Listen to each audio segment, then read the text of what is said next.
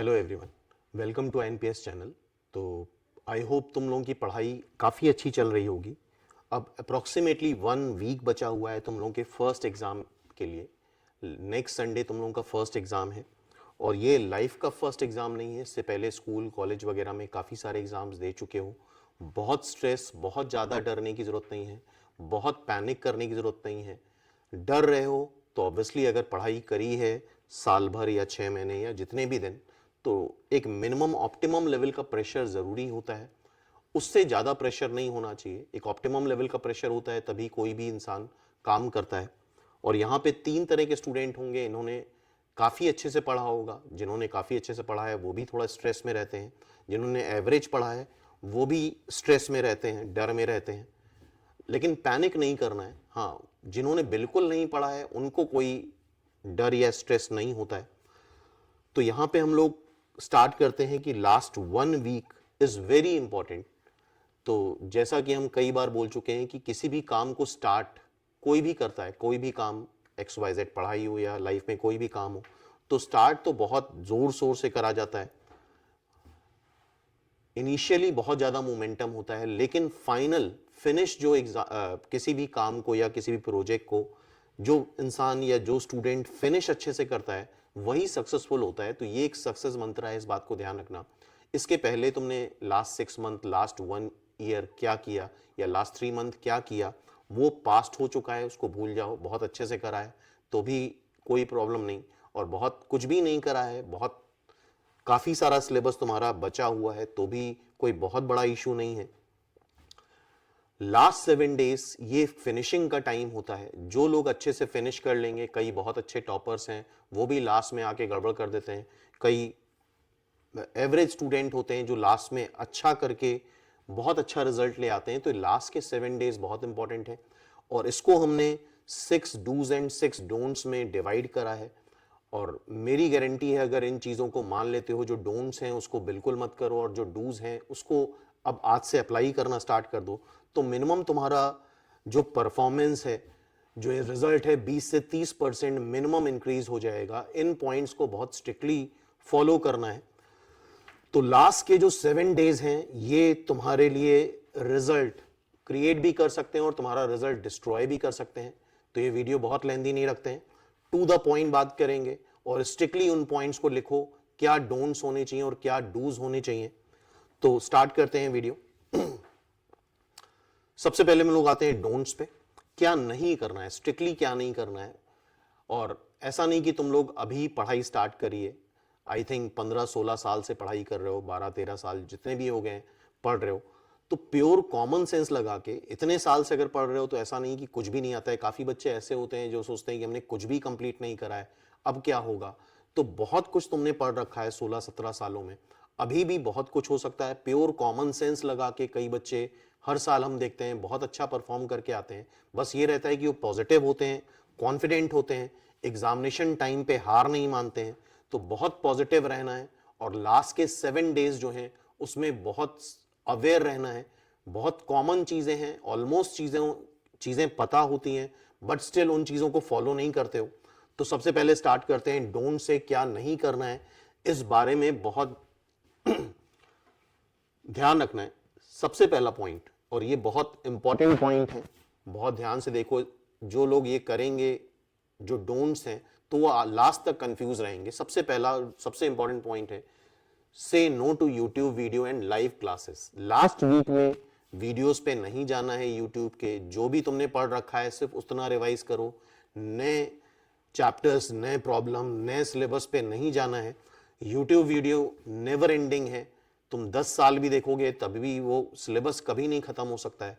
तो पहला point strictly याद रखना, अब कोई भी यूट्यूब वीडियो नहीं देखना है, कोई भी लाइव सेशन नहीं देखना है, कोई भी मैजिकल कोर्स नहीं देखना है कि और ऐसा कुछ भी मैजिक नहीं हो जाए। किसी एक वीडियो में कोई ऐसा कुछ भी नहीं बता सकता है। टाइटल और थंबनेल बहुत अट्रैक्टिव होते हैं, लेकिन जब जाके तुम वीडियो को पूरा देखोगे तो तुम्हें ऐसा कुछ नया नहीं मिलेगा। और जो चीज़ें होती हैं अप्लाई करने के लिए वो कॉमन ही होती हैं, उसके लिए बहुत ज़्यादा ज्ञान की ज़रूरत नहीं होती है। तो अब कुछ नए वीडियोस नहीं देखने हैं, कोई नए लाइव सेशंस नहीं देखने हैं। बहुत ज़्यादा अगर कर सकते हो तो सिर्फ PYQ सेशंस देख सकते हो, प्रीवियस ईयर क्वेश्चंस क्या आए हैं। अदरवाइज अगर वीडियो देखने बैठोगे तो एक नेवर एंडिंग प्रोसेस होगा, कभी खत्म नहीं होगा, कुछ नई नई चीजें तुम्हें वीडियोस में मिलती जाएंगी जिससे तुम डीमोटिवेट होते जाओगे। हर बार ये सोचोगे कि यार ये चीजें नहीं आती थी, और अब अगर कुछ नया देखते हो तो उसको तुम श्योरली ये मान के चलो तुम एग्जाम में अप्लाई नहीं कर पाओगे। अब सिर्फ जितना पढ़ा हुआ है उतने पे ही फोकस करो, उस पे ही उसकी रिस्पेक्ट करो। 60% सिलेबस पढ़ा है तो 60% को अच्छे से करो, बाकी 40% के चक्कर में ऐसा ना हो कि तुम्हारा 60% डिस्ट्रॉय हो जाए, वैनिश हो जाए। तो first point I hope clear हो गया होगा, बहुत वीडियो के चक्कर में नहीं पढ़ना है। यूट्यूब और मोबाइल लास्ट 1 वीक में बिल्कुल बंद कर दो। इंस्टा, यूट्यूब, फेसबुक, व्हाटएवर जितने भी सोशल मीडिया है उसको बंद कर दो। सिर्फ जितना तुमने पढ़ा है उतना ही उसको रिवाइज करना है। Second, say no to new chapter and new problems. अब नए प्रॉब्लम्स बिल्कुल नहीं करने हैं। जो तुमने साल भर, 6 महीने, 3 महीने जो भी प्रिपेयर करा है, जो प्रॉब्लम्स लगाए हैं सिर्फ उन्हीं को लगाओ। PYQ लगा लो साथ में, जितने भी प्रीवियस ईयर 4-5 सालों के क्वेश्चंस हैं वो लगा सकते हो। नए चैप्टर्स बिल्कुल नहीं पढ़ने हैं, नए शॉर्ट ट्रिक, नए वीडियो, इन चीज़ों पे बिल्कुल नहीं पढ़ना है। अगर इन चीज़ों पे पढ़ोगे तो और डिमोटिवेट होते जाओगे, क्योंकि सारा खेल जो होता है वो कॉन्फिडेंस का होता है। क्या तुम अपने बारे में सोच रहे हो वही तुम वहां करके आओगे। अगर नई नई चीज़ें देखते रहोगे तो हर बार तुम्हें फील होगा कि हमें कुछ भी नहीं आता है, और जो सिग्नल तुम अपने माइंड को भेजोगे वैसा ही तुम्हारा माइंड एग्जाम में रिएक्ट करेगा। तो आई होप ये 2 पॉइंट अच्छे से क्लियर हो गए। थर्ड, ये पॉइंट बहुत इंपॉर्टेंट है, say no to junk food, sugar and fat. बिल्कुल हेल्दी खाना खाना है, बिकॉज अगर जंक फूड, शुगर, फैट से रिलेटेड फूड्स अगर लेते हो तो तुम्हारा दिमाग स्लो हो जाता है। इस बात को जरूर ध्यान रखना। तो लास्ट 7 डेज बिल्कुल इतनी ये चीज फॉलो करनी है। दूसरी चीज, यूजुअली देखा है एग्जाम के थोड़े दिन पहले स्ट्रेस की वजह से या पैनिक की वजह से, पैनिक तो बिल्कुल नहीं करना है, स्ट्रेस, डर, ओवर फियर की वजह से स्टूडेंट बीमार हो जाता है। वो फिजिकली नहीं, ज्यादा मेंटली बीमार होता है। तो अपने जो फूड हैबिट है उसको बहुत प्रॉपर रखना है। तो उसके लिए सबसे पहला काम तो ये करना कि ठंडे पानी को बिल्कुल नो कर दो। ठंडा पानी बिल्कुल नहीं पीना है, क्योंकि सबसे बड़ी बीमारी की वही जड़ होती है। दूसरा पॉइंट, जैसे ही कोई भी खाना खाते हो, लंच, डिनर, व्हाटएवर, उसके जस्ट बाद पानी मत पियो। ये इस वजह से बीमार होने के चांसेस बढ़ जाते हैं। तो अभी आगे भी और एग्जाम है तो इन पॉइंट्स को ध्यान रखना कि कोल्ड वाटर, ठंडे पानी को बिल्कुल अवॉइड करो। और दूसरा, खाने के जस्ट बाद पानी नहीं पीना है। और जंक फूड या पिज्ज़ा, बर्गर, व्हाटएवर, इस तरह के जो भी फूड्स हैं वो इनटेक नहीं करना है। और दूसरा, सिंपल खाना खाना है। और दूसरी बात, कम खाना है, ओवर ईटिंग नहीं करनी है, क्योंकि ओवर ईटिंग करने पे भी दिमाग जो होता है वो सुस्त हो जाता है। तो ये हैबिट तुम्हें नेक्स्ट 7 डेज या बिफोर एनी एग्जाम 8 से 10 दिन ये हैबिट तुम्हें फॉलो करनी होगी, बिकॉज सारा काम तुम्हारे दिमाग का है। जो तुम शरीर को इनपुट दोगे वैसा ही आउटपुट तुम्हारे एग्जाम में आने वाला है। तो आई होप ये थर्ड पॉइंट क्लियर हो गया होगा। Stay away from friends and relative. Last 7 days, last 10 days ना तो किसी दोस्त से बात करनी है, ना किसी सोशल मीडिया में एक्टिव रहना है, ना यूट्यूब पे, ना इंस्टा पे, ना रिलेटिव से, और इवन ज़्यादा बात करनी ही नहीं है। तुम्हारी पढ़ाई अगर बहुत अच्छी है तो भी ठीक है, बहुत खराब है तो भी ठीक है, बिकॉज जो भी करोगे वो तुम ही करोगे अपने रिजल्ट के लिए। कोई और तुम्हारा दोस्त, रिलेटिव, भाई बहन, माँ बाप कुछ नहीं करने वाले हैं। तो ज़्यादा इससे रिलेटेड, एग्जाम से रिलेटेड बात करने का कोई मतलब नहीं है। सिर्फ जितना पढ़ा है उतना रिवाइज करो, कम पढ़ा है कम रिवाइज करो, ज़्यादा पढ़ा है पूरा रिवाइज करो, लेकिन बस पॉजिटिव रहो। फालतू की गॉसिपिंग करने से कई सारी चीज़ें डिस्ट्रैक्ट होती हैं, कई सारे प्रॉब्लम्स आते हैं। तो लास्ट 7 डेज एटलीस्ट को फॉलो करो कि जो भी फ्रेंड्स हैं उनसे थोड़ा सा दूर रहो, जो भी आसपास नियर डीरर हैं उनसे कम बात करनी है। नेक्स्ट ये पॉइंट है, don't worry about the result. हम अपने काम, अपने वर्क के लिए उतना परेशान नहीं होते हैं जितना रिजल्ट से परेशान होते हैं। तो रिजल्ट जो भी आएगा उसको भूल जाओ। सिर्फ last 7 days, last 10 days, last 2 days, last 5 days हम क्या कर रहे हैं, जो हम कर रहे हैं, जो हम सोच रहे हैं, वही तुम्हारा रिजल्ट आएगा। 2 महीने, 3 महीने, 1 महीने बाद क्या रिजल्ट आएगा उसके बारे में ओवर थिंकिंग करके कोई फायदा नहीं होना है। जितना तुम अपने दिमाग को स्ट्रेस दोगे उतना ही कम रिस्पॉन्स वो एग्जाम में करेगा। तो जैसा सोचोगे वैसा होगा। तो पॉजिटिव रहो, रिजल्ट जो भी आएगा हम एक्सेप्ट करेंगे, बट अपना 100% हम एग्जाम को देंगे, हार नहीं मानेंगे।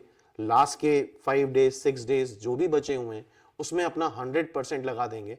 इससे पहले तुमने बहुत अच्छा करा, बहुत अच्छी बात है, खराब करा, एवरेज करा, उन सारी चीजों को भूल जाओ, सिर्फ फोकस करो लास्ट के 6 डेज 5 डेज जितने ही बचे हुए हैं। And don't panic during examinations, ये पॉइंट बड़ा इंपॉर्टेंट है।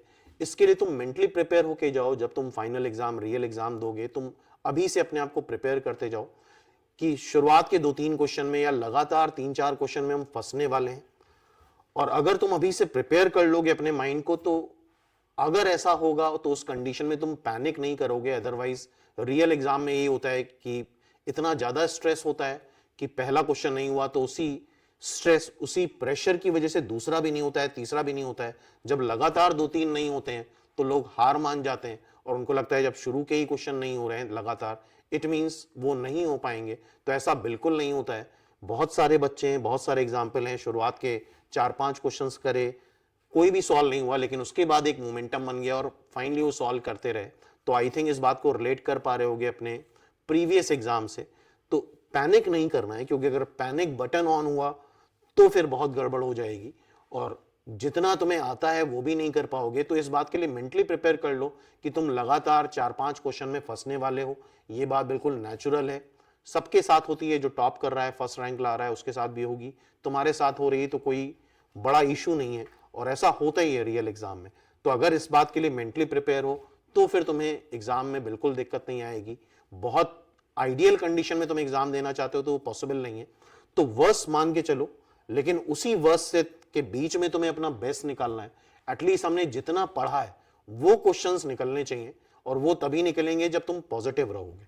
तो आई होप ये बात समझ में आ गई होंगी क्या डोंट्स होते हैं। अब हम बात करते हैं डूस,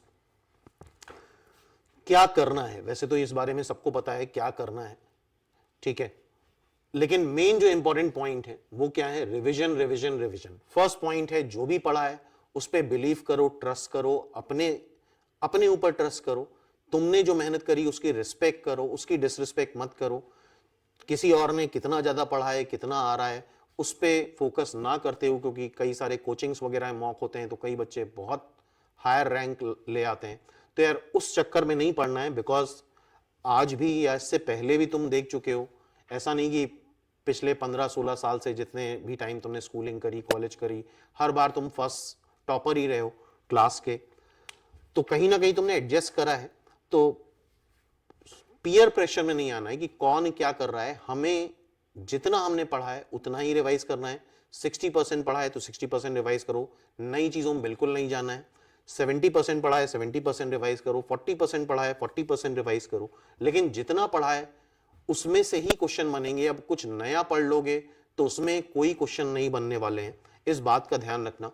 और जैसा पहले ही बता चुके हैं, नए नए वीडियोस में बिल्कुल जाने की जरूरत नहीं है। अब सिर्फ जितना तुमने 3 महीने 6 महीने साल भर में पढ़ा है उसी को रिवाइज करना है, क्योंकि वही तुम्हारे काम आएगा। कुछ नया, जितना नया पढ़ोगे उतना ज़्यादा डीमोटिवेट होते जाओगे और उतना स्ट्रेस बढ़ता जाएगा, और ज़्यादा स्ट्रेस बढ़ेगा तो ऑब्वियसली तुम पैनिक करोगे एग्जाम में और एग्जाम तुम्हारा गड़बड़ होगा। सेकेंड पॉइंट, ये एक बड़ा इंपॉर्टेंट पॉइंट है, adjust your biological clock. Suppose कर लो तुम्हारा एग्जाम सुबह 9 से 11 है या 9 से 12 है मॉर्निंग में, और तुम्हारी जो लाइफस्टाइल चल रही है या जो शेड्यूल चल रहा है, तुम रात के 4 बजे तक जागते हो और सुबह 10 बजे उठते हो, तो बॉडी वो चीज एडजस्ट नहीं कर पाएगी।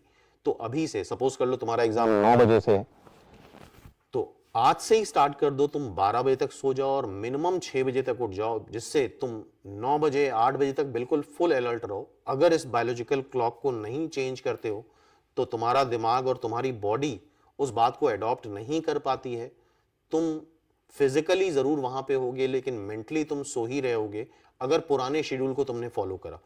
तो और यूजुअली अगर एग्जाम दोपहर में भी है, काफी लोग का ये आर्ग्यूमेंट होता है कि मेरा एग्जाम तो 2 बजे है, 2 PM पे है, तो हम 10 बजे सो के उठ सकते हैं। नहीं, तुम्हें अगर अलर्ट रखना है अपने बॉडी को, अपने माइंड को, तो एटलीस्ट 6 बजे उठो। लास्ट के जो 6-7 डेज बचे हैं उसमें शेड्यूल ये फॉलो करो और 6 घंटे की नींद बिल्कुल लो। 12 बजे सो जाओ और 6 बजे उठो, तो फिर तुम देखोगे तुम्हारा अलर्टनेस, जो अलर्ट रहते हो, तुम्हारे माइंड की अलर्टनेस बढ़ जाती है। तो ये पॉइंट बहुत इंपॉर्टेंट है कि अपने बायोलॉजिकल क्लॉक को एडजस्ट करना है according to your real examination time. उससे कम से कम तुम 3 से 4 घंटे, मिनिमम 4 घंटे पहले से तुम्हें उठना है। लास्ट के 1 वीक में 6 घंटे की स्लीप लेनी है तुम्हें। थर्ड पॉइंट क्या है, attempt daily 1 mock test at given examination time. जो भी टाइम है, सपोज कर लो 9 से 12 टाइम है या 10 से 12 टाइम है, उसी टाइम पे एग्जैक्टली सेम टाइम पे तुम्हें मॉक टेस्ट अटेम्प्ट करने हैं, रेगुलरली मॉक टेस्ट देने हैं। एटलीस्ट एक मॉक तो दो ही डेली, और उस सेम टाइम पे ही दो, उसके आगे पीछे नहीं। तो जिससे तुम्हारा दिमाग उस चीज को एडाप्ट कर लेगा और उस समय वो 7 दिन बाद या 6 दिन बाद एक्चुअल एक्टिव रहेगा, उस हैबिट को एडॉप्ट कर लेता है। क्योंकि अचानक से कोई चीज या कोई सिग्नल तुम दिमाग को भेजते हो तो एडजस्ट नहीं कर पाता है, समझ नहीं पाता है, प्रॉपर रिस्पॉन्स नहीं कर पाता है, और सारा काम तुम्हारे दिमाग और तुम्हारी बॉडी का है। तो तुम्हें उसको एडजस्ट करना पड़ेगा। और ये सब कॉमन बातें हैं, इंपॉर्टेंट बातें हैं, और इन चीजों को लोग फॉलो नहीं करते हैं, बस सिलेबस पढ़ते ही जाते हैं, पढ़ते ही जाते हैं। जबकि लास्ट में ये चीजें अगर फॉलो नहीं करी तो बहुत सारे हमने देखा है, बहुत सारे टॉपर्स हैं जो साल भर क्लास में या कोचिंग में टॉप करते हैं, लेकिन लास्ट में इन चीज़ों को फॉलो ना करके वो काफ़ी गड़बड़ कर लेते हैं, उनको रिक्वायर्ड रिजल्ट नहीं मिलता है। तो एटलीस्ट क्या एक मॉक टेस्ट, कुछ लोग तो 2-2, 3-3, 4-4 मॉक टेस्ट करते हैं, इतना कोई मतलब नहीं है यार। दिन में एक मॉक टेस्ट बहुत होता है, मोर देन इनफ होता है, मोर देन सफिशिएंट होता है, इससे ज़्यादा करने की जरूरत नहीं है। फिर उसकी एनालिसिस करो और उसमें देखो कि क्या मेजर मिस्टेक हो रही है, कैलकुलेशन मिस्टेक हो रही हैं, क्या चीज़ें हो रही हैं, और इस बारे में हम लोग ऑलरेडी प्रीवियस वीडियोस में बात कर चुके हैं। तो यहां पे जो बात कर रहे हैं, फोर्थ पॉइंट, ये एक बड़ा इंपॉर्टेंट है पॉइंट है। क्या पॉइंट है? Give your 100% potential to your mock as well as final exam. Usually क्या होता है, जब भी तुम लोग कोई टेस्ट सीरीज ज्वाइन कर रखी, कोचिंग ज्वाइन कर रखी है, मॉक को तुम मॉक ही समझते हो। काफी बच्चे तो 2 घंटे का मॉक है तो 1 ही घंटे दे रहे हैं, या बहुत कैजुअल दे रहे हैं, इस अप्रोच से दे रहे हैं कि यार ठीक है इस वीक वाला मॉक ऐसे ही कर लेते हैं, नेक्स्ट वीक से सीरियसली करेंगे। तो ये नहीं करना है। अब जो रिमेनिंग डेज बचे हुए हैं, तुम्हें अपना 100% पूरा सेक्रीफाइस कर देना है मॉक पे। जितना भी तुमने पढ़ा है, और जैसा हमने बात करी कि 15-16 साल से पढ़ते आ रहे हो, ऐसा हो ही नहीं सकता कि तुम्हें कुछ भी नहीं आता है। तुम्हें बहुत कुछ आता है। कुछ भी नहीं आता है इट मीन्स 16 साल से स्कूल जा रहे हो, कॉलेज जा रहे हो, उसके लिए बहुत टैलेंट चाहिए। तो बहुत कुछ आता है ऑलरेडी, बस उसको है कि तुम उसको चैनलाइज नहीं कर पा रहे हो, उसको तुम एक डायरेक्शन नहीं दे पा रहे हो, बस सारी चीजें हैफिजर्ड वे में। तो वो तभी हो पाएगा जब बहुत ही पैशन के साथ, बहुत डेडिकेशन के साथ, बहुत डिसिप्लिन के साथ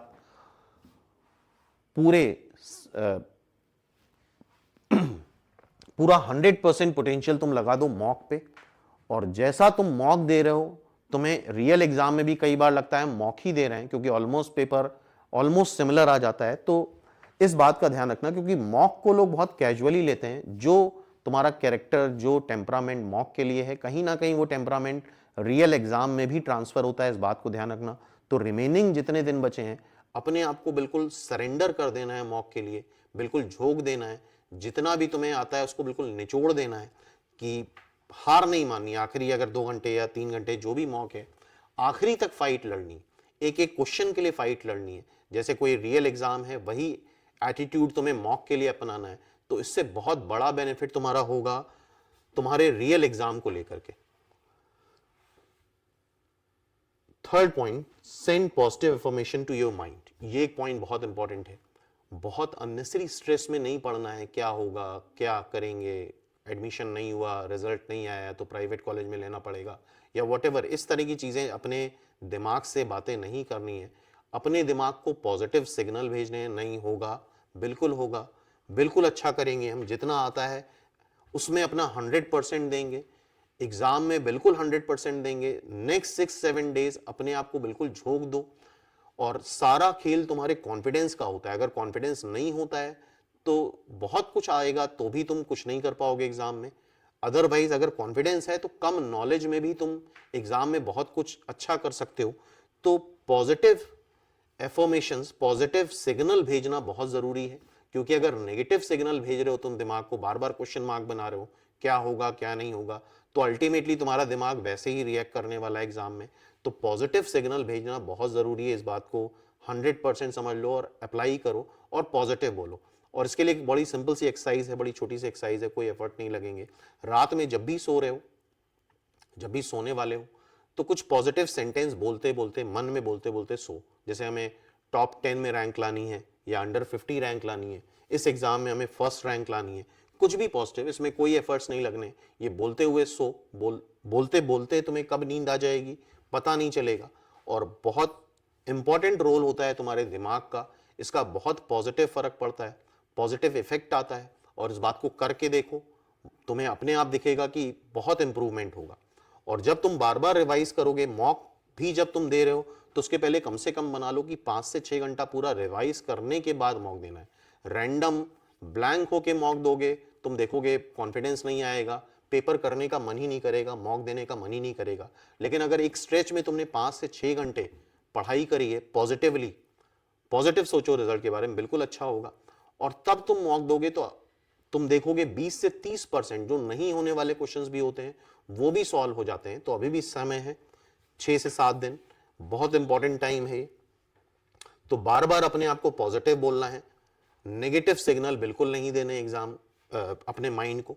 और लास्ट दिन, आखिरी दिन ध्यान रखना, लास्ट का दिन, एग्जाम के जस्ट पहले वाला दिन बहुत इंपॉर्टेंट होता है। कम से कम 7 घंटे, कम से कम मीन्स 7 to 8 आवर्स हमें सोना है। बाकी ये काम बिल्कुल मत करना कि लास्ट दिन सारा रजिस्टर, सारी किताबें लेके बैठ गए। लास्ट दिन चीज़ों को कंसोलिडेट करना है, सिर्फ फॉर्मूले पढ़ने हैं, सिर्फ इंपॉर्टेंट कंसेप्ट पढ़ने हैं या रेयर कंसेप्ट पढ़ने हैं। कोई बुक नहीं होनी चाहिए, कोई एक्स्ट्रा बुक या एक्स्ट्रा मटेरियल नहीं होना चाहिए। एंड फाइनली एग्जामिनेशन डे वाले दिन, जैसा हमने बताया कि एटलीस्ट 6 बजे उठ जाओ। और अगर तुम्हारा एग्जामिनेशन सेंटर दूर है, अननोन जगह पे है, तो फर्स्ट डे उसको देख के आओ। और एग्जामिनेशन से एक दिन पहले जरूर थोड़ी सी स्पिरिचुअलिटी रखनी चाहिए, मंदिर जाओ या वॉटेवर जो भी तुम्हारे ईष्ट देव हैं, जाओ, एटलीस्ट आधा घंटा स्पेंड करो, प्रार्थना करो, प्रेयर करो, उसका भी बहुत बड़ा इफेक्ट पड़ता है। और एग्जामिनेशन वाले दिन या उससे पहले हमने बताया एग्जामिनेशन सेंटर बिल्कुल देख करके आओ। कई बार ऐसा होता है उस दिन ढूंढ नहीं पाते हैं लोग, या आउट ऑफ दूसरे सिटी से आते हैं, तो उस वजह से ही पैनिक हो जाता है कि एग्जाम चालू होने वाला है, टाइम ही नहीं बचा है। तो एक दिन पहले से ही देख के आओ उसको, ऑलरेडी तुम्हें लोकेशन पता होनी चाहिए। दूसरी बात, एग्जामिनेशन सेंटर में एटलीस्ट 1 घंटा पहले पहुंचना है और हाइड्रेटेड रहना है, और ओवर हाइड्रेटेड नहीं रहना है। ऐसा ना हो कि एग्जाम चल रहा है और बार बार तुम वॉशरूम भाग रहे हो। तो हाइड्रेटेड रहना है, ओवर ईटिंग नहीं करनी है। जस्ट सुबह अगर एग्जाम है तो बहुत हल्का फुल्का खा के जाना है, ठीक है। और एग्जामिनेशन के पहले काफी लोग देखोगे एग्जामिनेशन हॉल, जब एग्जाम देने जाओगे तो कई सारे लोग मोटी मोटी किताबें लेके पढ़ रहे होते हैं। तो तुम्हें ये बेवकूफ़ी बिल्कुल नहीं करनी। जो साल भर नहीं पढ़ते हैं वो उस 1 घंटे पहले क्या पढ़ लेंगे। सिंपली अगर बहुत ज़्यादा चाहते हो तो बस एक फॉर्मूले की बुक ले जाओ, वो भी हम एडवाइस नहीं करेंगे, बिकॉज कोई नया फॉर्मूला दिख गया तो भी काफ़ी स्टूडेंट पैनिक कर जाते हैं। तो आखिरी में बस तुम्हें प्रेयर करनी है, गॉड से प्रेयर करनी है, सिर्फ पॉजिटिव सिग्नल भेजने हैं कि नहीं अच्छा होगा, जितना हमने करा है वही काफ़ी है, और उसमें हम बेस्ट करके दिखाएंगे। तो आई होप ये पॉइंट समझ में आ गए होंगे। तो इन पॉइंट्स को अगर प्रॉपरली फॉलो करते हो तो हम उम्मीद करते हैं कि बेटर परफॉर्म करोगे, जितना बेस्ट दे सकते हो तुम अपना, उससे और बेटर कर सकते हो।